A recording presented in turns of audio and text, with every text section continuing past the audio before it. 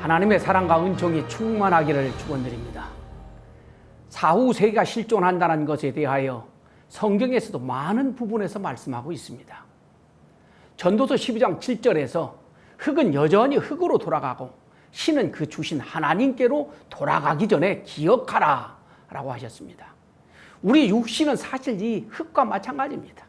흙으로부터 영양분을 이어받아서 몸이 성장하며 생활하고 있기 때문입니다. 그래서 육신이 노쇠해서 죽게 되면 이 몸뚱아리는 땅에 묻히어서 서서히 흙으로 산화되어 갑니다. 그런데 인간은 육신만 있는 것이 아니고 이 영혼이 있습니다. 육신이 생기는 그 순간에 영혼도 같이 생겨서 육신이 지상에 태어나는 순간에 영혼도 함께 태어납니다. 지상에 사는 동안 영혼은 육신과 완전히 일체되어 있다가 육신의 수명이 다하는 순간에 영혼은 하나님의 나라, 즉 영계로 들어가게 됩니다. 그래서 전도서 12장 7절에서 지상에 사는 것으로 전부가 아니고 영원한 하나님 나라로 들어가서 영생한다는 사실을 기억하라 라고 말씀하신 것입니다. 고린도후서 12장 2절 3절을 보면은 내가 이런 사람을 아노니 그가 몸 안에 있었는지 몸 밖에 있었는지 나는 모르거니와 하나님은 아시느니라 라고 하였습니다. 사도 바울은 어떤 사람이 하늘나라에 이끌려갔는데 그가 몸 안에 있었는지 몸 밖에 있었는지 모르겠는데 하나님은 아신다 라고 하셨습니다. 그 사람이 지상이 아니라 영계에 들어갔던 것을 사도 바울이 영적인 눈, 즉 영안이 열려서 본 것입니다. 그리고 고린도전서 15장 44절에서 육의 몸으로 심고 신령한 몸으로 다시 사나니 육의 몸이 있은즉 또 신령한 몸이 있느니라 라고 말씀하셨습니다. 이 말씀에서 신령한 몸, 즉 영혼이 있다라고 하는 것을 확실하게 말씀하고 있는 것입니다. 지상에서 육신 생활을 통하여 영혼을 건강하게 만들어서 영계에 가서는 신령한 몸, 즉 영혼이 다시 살게 된다고 하는 것을 분명하게 말씀하고 있는 것입니다. 마태복음 17장 3절에서 때에 모세와 엘리야가 예수로 더불어 말씀하는 것이 저희에게 보이거늘 이라는 말씀이 있습니다. 예수님께서는 베드로와 야고보와 요한을 데리고 높은 산으로 올라가셨는데 그때 예수님의 얼굴은 해같이 빛나고 예수님의 옷은 빛같이 휘어졌다고 하였습니다. 그런데 그때에 2000년 전에 죽었던 모세가 나타났고 1600년 전에 죽었던 엘리야가 나타난 것입니다. 그럼 모세와 엘리야가 어디에 있다가 1600년, 2000년이 지난 후에 갑자기 거기 나타났을까요? 분명히 모세는 죽어서 장사를 지냈고 엘리야는 하늘나라로 승천했다고 했는데 예수님 앞에 나타난 모세와 엘리야는 과연 육신을 가진 사람일까요? 영인들일까요? 당연히 영인들인 것입니다. 영계에 있던 모세와 엘리야가 예수님 앞에 영적으로 온 것을 그 굴에 있던 베드로, 야고보, 요한이 영적인 눈, 즉 영안이 열려가지고 모세와 엘리야를 보고 말씀한 것입니다. 모세와 엘리야가 영적으로 나타났기 때문에 베드로와 야고보와 요한 외에는 본 사람이 아무도 없었던 것입니다. 오직 잠시 영안이 열렸던 베드로, 야고보, 요한만 모세와 엘리야를 본 것입니다. 그러니까 모세와 엘리야가 거주하고 있었던 영계가 분명히 있는 것을 우리는 알 수 있는 것입니다. 영계가 실존한다는 증거는 우리 주변에서도 흔히 볼 수 있습니다. 우리 주변에는 간혹 흉갓집이 있습니다. 똑같은 집인데도 으스스한 느낌이 드는 집이 있습니다. 우리가 거주하는 지역은 분위기와 상황에 따라서 음양으로 나누게 됩니다. 그런데 영인들은 음양으로 볼 적에 음에 속하기 때문에 영인들은 주로 음적인 지역에 거하게 됩니다. 이 낮은 양이고 밤은 음이기 때문에 영인들은 주로 음적인 밤에 활동을 합니다. 그래서 음적인 지역 중에서도 특히 악한 영들이 많은 음적인 지역을 가게 되면 몸이 으스스하게 느껴지는 경우가 많습니다. 악령이 있는 곳은 나의 이 육신의 눈, 육안으로는 보이지 않지만 나의 속사람 영혼이 보면서 무섭거든요. 그러면 나의 영혼의 그 무서움이, 그 무서운 느낌이 육신에게 감흥되어가지고 우리 육신이 으스시한 느낌이 나도 모르게 일어나게 되는 것입니다. 사람들 중에도 음적인 사람과 양적인 사람이 있습니다. 음적인 사람들은 이 꿈도 잘 꾸고 영적으로 더 민감합니다. 그래서 음적인 사람들은 악령이 많은 지역에 가게 되면은 영인들의 움직임을 직감 혹은 육감 혹은 영감, 즉 영적인 감각으로 잘 느끼게 됩니다. 똑같은 지역 같지만은 이 으시시하게 느껴지는 그런 곳이 있습니다. 그런 곳에는 대부분 악령들이 있다고 봐야 됩니다. 공동묘지를 비 오는 날 한밤중에 가보시기 바랍니다. 으시시한 곳을 더더욱 많이 느낄 수 있을 것입니다. 상갓집도 그렇습니다.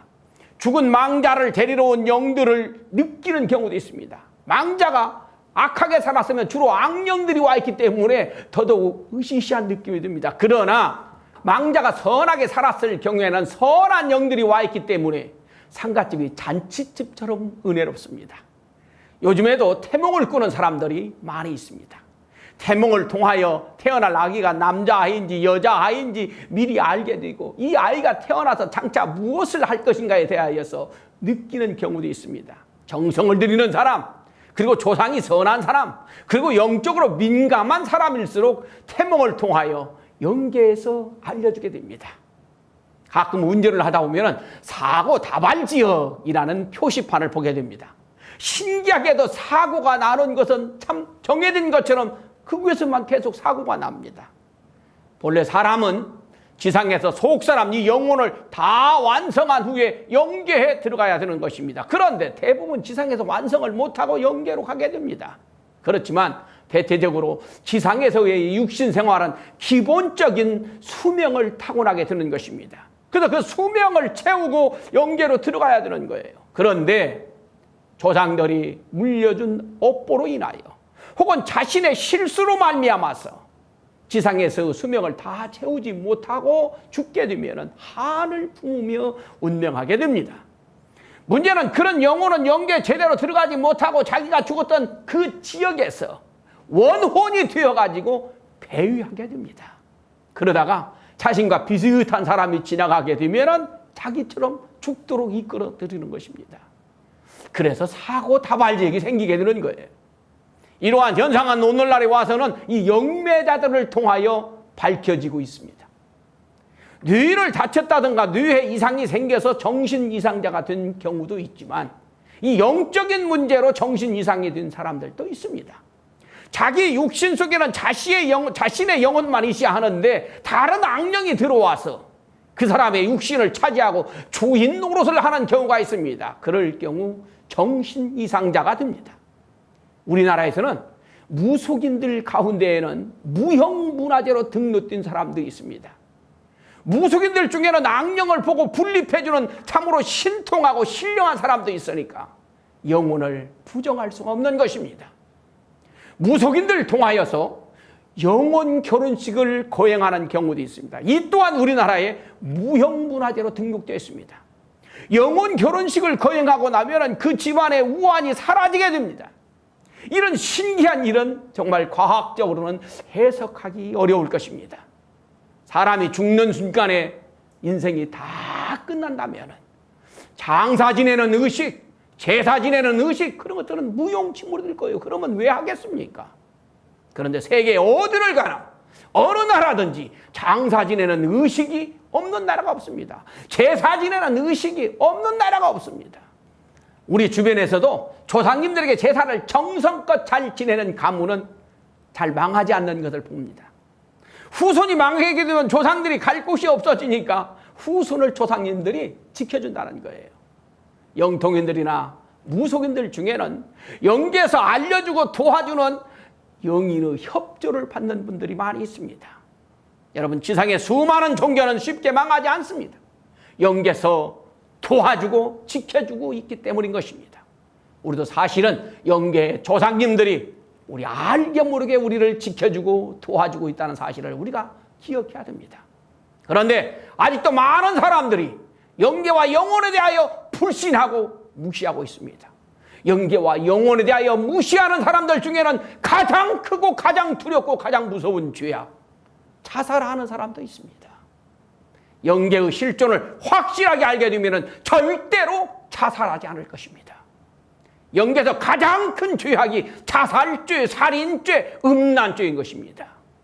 인간의 생명은 하나님으로부터 왔고 이 남성, 여성 또한 하나님의 양성, 음성을 닮아서 왔기 때문에 가장 신성하고 가장 거룩한 것입니다.